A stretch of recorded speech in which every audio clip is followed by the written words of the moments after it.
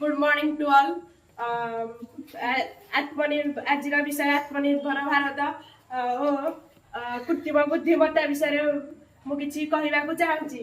Fast है education जहाँ द्वारा बिना शिक्षकतार सह पिला माने घरे बसी ऑनलाइन क्लास द्वारा निज शिक्षा ग्रहण कर ई कॉमर्स जहाँ द्वारा लोक मैंने घरे रही बाहर किसी जिनस ऑर्डर कर पिंधिया ड्रेस इत्यादि।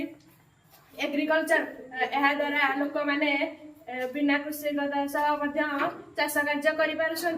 सोशल मीडिया यह द्वारा बहुत देश विदेश खबर लोक मैंने घरे बसी जानी पारुछंती। बाहर कौन है बाहर देश में कौन है से घरे बसी जानी पारुछंती। नेविगेशन यह द्वारा लोक मैंने अपहंच दूरता थिले से मैप द्वारा विभिन्न जगार ठिकाना जानी पारुछंती। स्मार्टफोन यह द्वारा लोक मैंने विभिन्न विभिन्न था दूर संपर्क सहित जोगाजोग कर।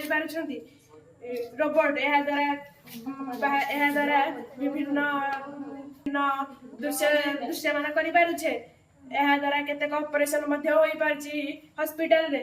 ऑटोमोबाइल यह द्वारा सरकार पढ़ुना रोबोट माध्यम गाड़ी चलुची। रोबोट यह द्वारा केतेक होटेल रे रोबोट खाइबा सर्व कर हॉस्पिटल रे रोगी मानकर चिकित्सा कर। रोबोट जहाँ द्वारा होटेल लोक मैंने बसी समय रोबोट खाइबा द्वारा रोबोट द्वारा खाइबा सर्व हो पारुछि।